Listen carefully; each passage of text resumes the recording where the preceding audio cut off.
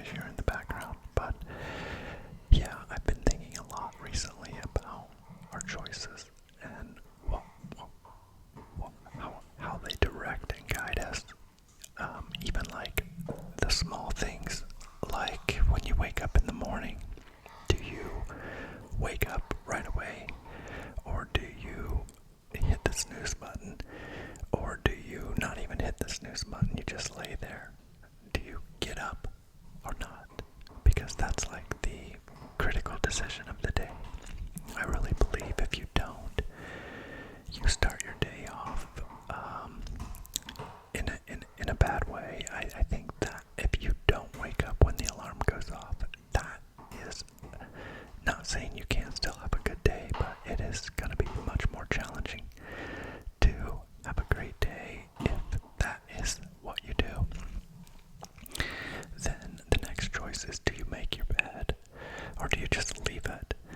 You know, it's like some people have that theory that you're going to mess it up anyway, but it really does make a difference. Just making your bed, one, it makes your room much more presentable, and it just makes you feel better, and it protects your blankets and your sheets underneath.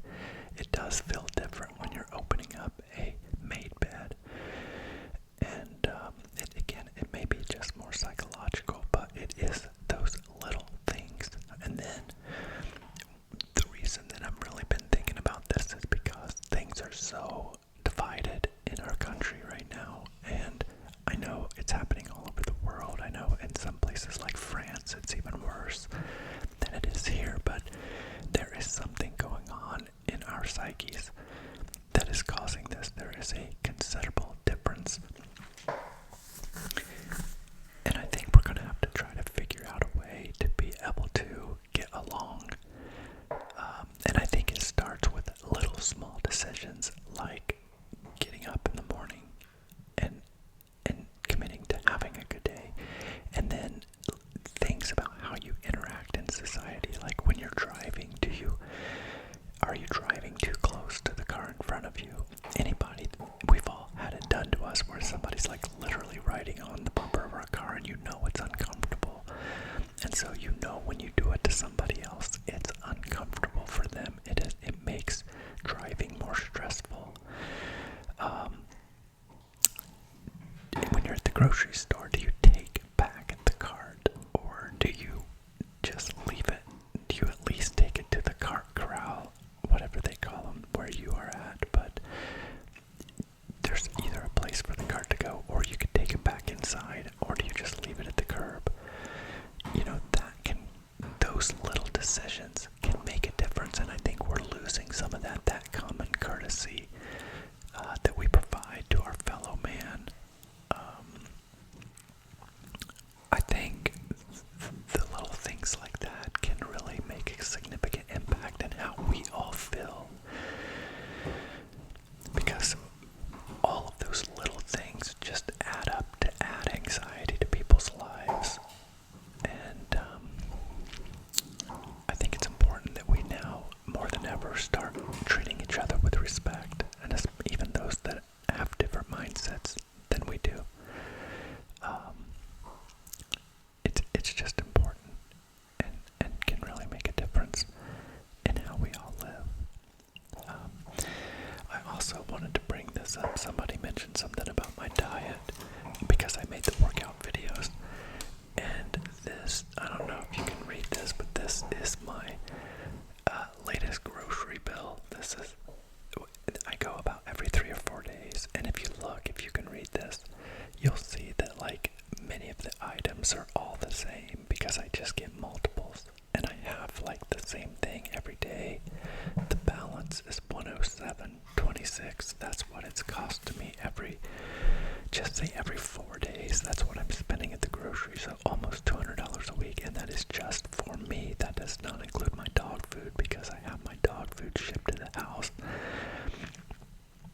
But it's just getting so expensive. Things are really getting crazy, and I think that is just another reason why we have to be so disciplined, and we have to be diligent and navigate this world, because it is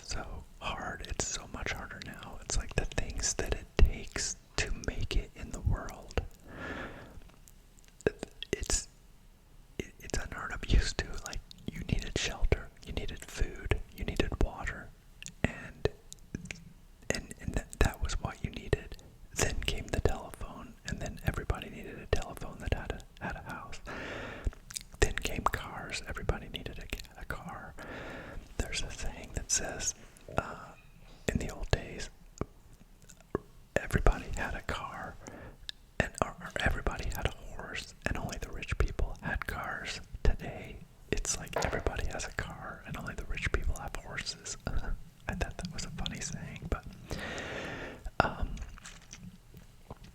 but yeah, now today to survive, you still need all the same shelter, water, food, clothing, all the basic essentials are still there, but you also need, if you're going to be competitive in this world, you also need a car. You need health insurance, you need car insurance, you need insurance on your home, you need a cell phone, you need the internet. You start adding the expense of just the basics of what you need to be able to just live in this world. If you're going to have a job, all of those things are just like necessities. So it is just so much more challenging, and that's why it's just so much more, we have to be so much more disciplined and diligent, and I believe that we have to, when we're young, we have to have a mindset of delayed gratification. And I think that's another thing that's missing in our world, is like everybody has extremely high expectations. You know, we get on our social media and we see all these people living extravagantly and flying in private jets and driving fancy cars, you know, supercars, and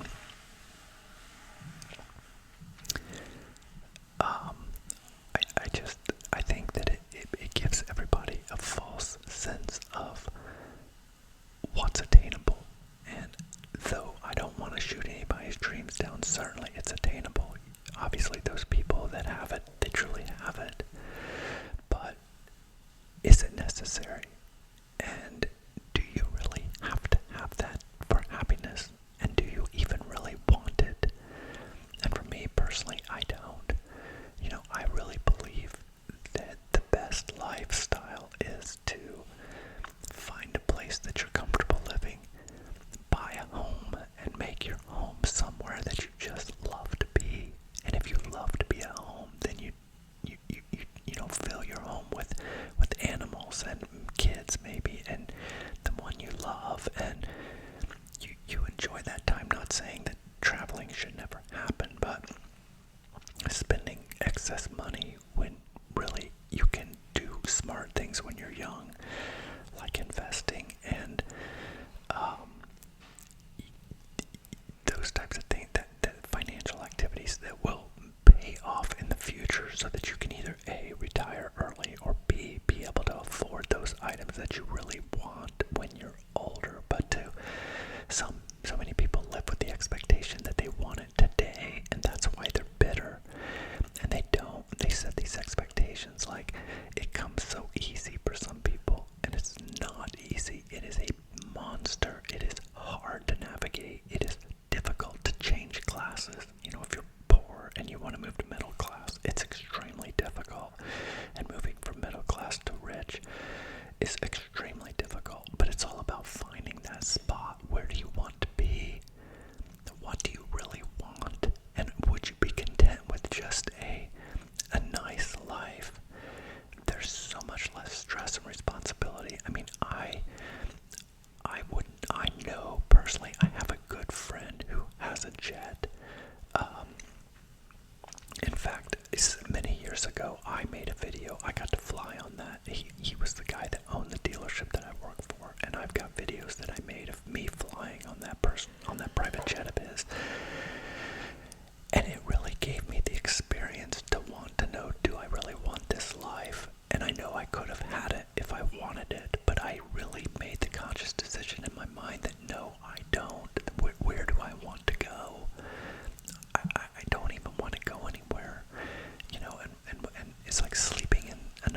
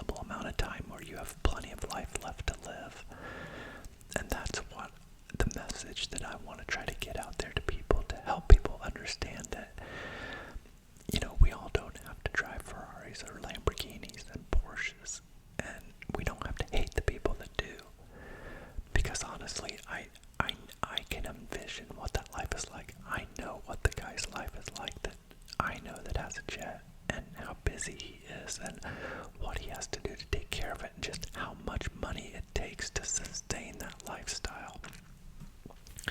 So you have to just have more coming in and more, and it's just more and more pressure. And I just feel like some people get to the end and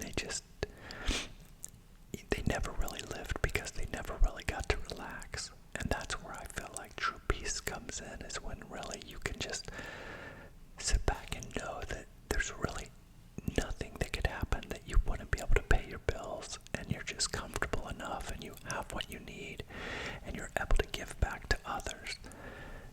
That's what I think is a wonderful life. And I feel like if we set those expectations for people, life would be so much better. Instead of trying to sell everybody the bill of goods that we can all drive Ferraris, because it's just not the truth. There's not enough Ferraris to go around. So yeah. Anyway, there's a song, and I forget the band. Gavin Rossdale is the lead singer of the band. I don't know if it's Bush that sings it. I know that's one of his bands, or if it's a different band of his, but it's the song is there's not enough ambulances to go around. And it's the thought of, like, what if something bad happens? It's true, there's only so many ambulances. There's not one for each of us. If some big chaos took place and we all needed an ambulance, there's only certain people going to get it. And that's the same thing with Ferraris. There's only so many out there. They can only build so many. And if everybody had that lifestyle, then who would be doing the tasks that are going to have to be done anyway? Somebody's going to have to be the plumber. Somebody's going to have to be the electrician. Somebody's going to have to pave the road. Somebody's going to have to work at the water treatment plant. Somebody's going to have to make computers and make phones. And somebody's going to have to pick up the trash. And somebody's going to have to drive a bulldozer.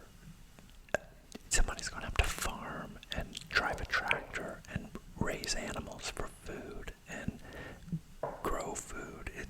There's so many things that must happen. And so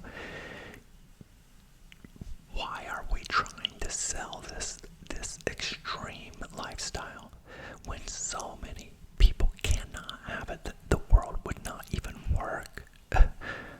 It would not even work. And so I think that's the message that has to change in society. We have to set reasonable expectations, and we have to make it respectable again to want to live like that. It's like the only admirable position in life is living in a mansion and having a Ferrari, when that's just not the case.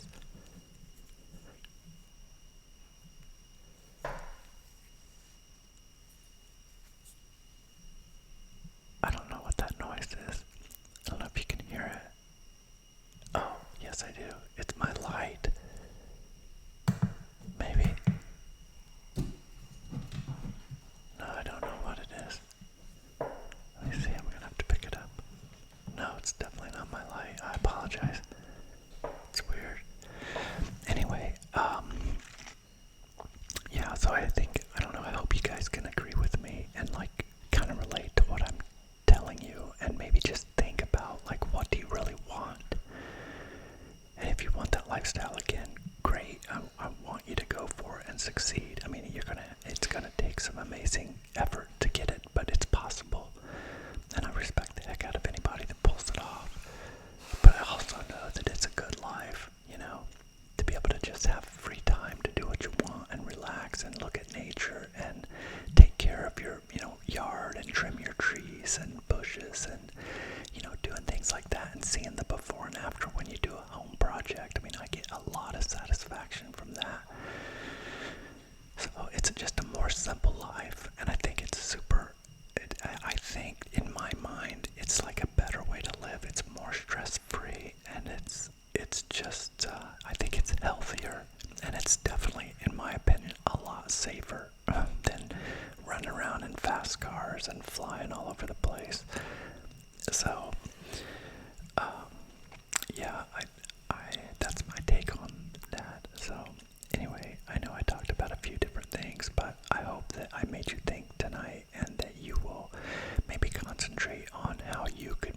better citizen and treat your fellow man or woman better than we currently are? What can we do to change our daily actions that make society a better place? Because I think it starts internally with each one of us, and slowly we could spread that, because I do think if,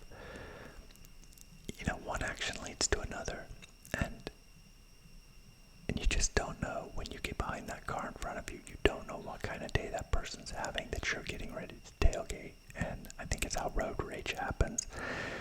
And there's just a lot of short-tempered people out there, and I want you guys to all be safe.